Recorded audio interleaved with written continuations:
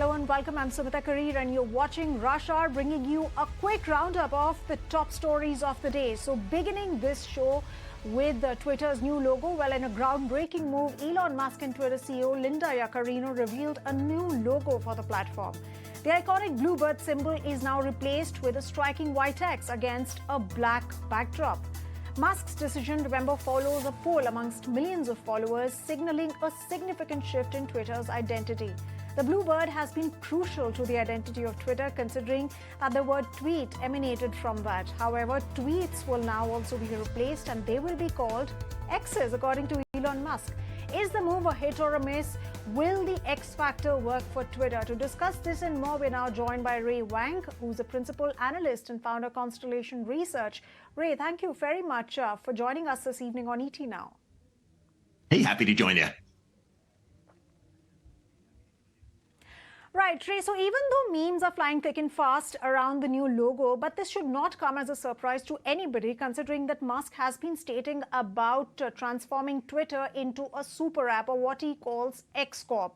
But what does this branding exercise do to Twitter? And most importantly, does it help Twitter deal with some of the biggest challenges that it faces right now? Monetization, winning advertiser trust, and even competition from Threads now.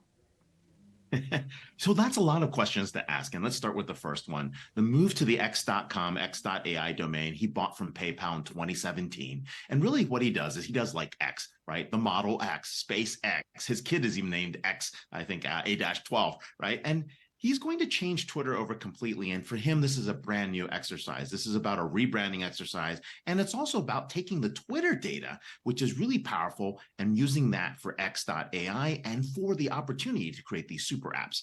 That's the first part. The second piece is he's got a whole new class of companies. And these class of companies are what we call data inc companies. And these data inc companies really transact and create new asset classes that trade on unique business models built on data and AI. And so this is the second part of the equation, and we're going to see that over time. But first part was really to get the rebranding in place and to wipe the slate clean with Twitter.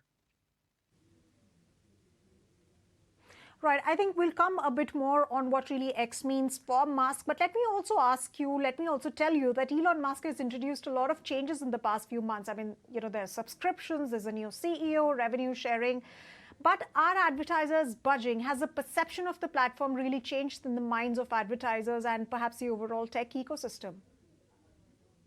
It hasn't yet. But I think what people are seeing is really that the gravitation to Threads, for example, was really because of a revolt against Elon and really the policies. But what Elon's pushing for is really the essence of free speech, the essence of being able to have a debate, the essence of not just picking sides and not having one-sided conversations.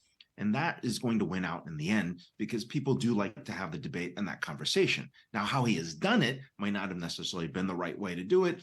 It's created a lot of controversy, but we've also seen that competitors such as Threads, which got to about 120 million active users, is declining because the network effects aren't big enough. The content isn't there.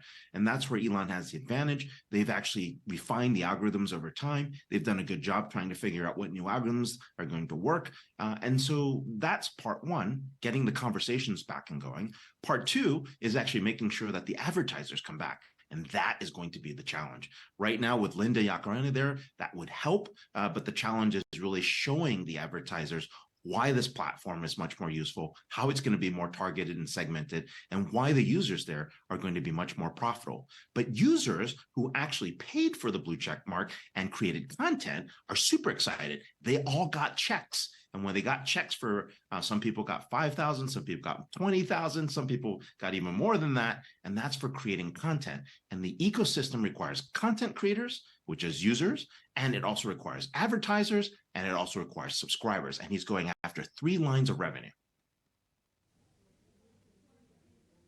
Right. And when we speak of the super app, obviously, this is also a move for Elon Musk to make a bigger ecosystem as far as his app is concerned. And he also wants to incorporate payments. He also wants to incorporate goods and services. But what kind of a transition do you see for Twitter when it moves from Twitter to a super app?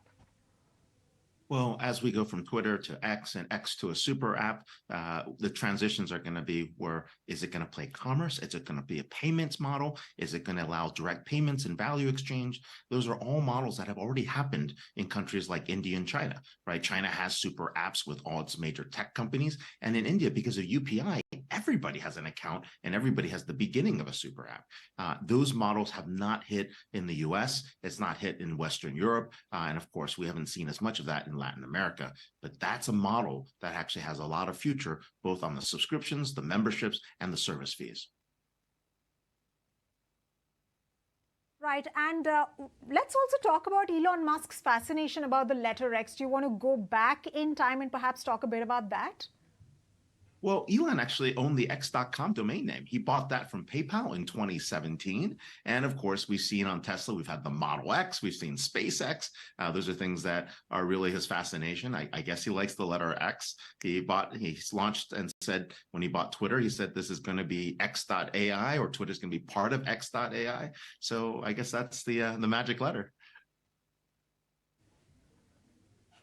Right, so that's the magic letter, but the bigger question is, will X be able to replicate the Bluebird's successful streak, its legacy, and will it be able to sort of reinstate the lost advertisers, and will it be able to transition successfully into a super app? How will users take that up? Well, we'll have to just wait and watch. On that note, thank you very much, Ray, for joining us this evening on ET Now. Appreciate you joining us.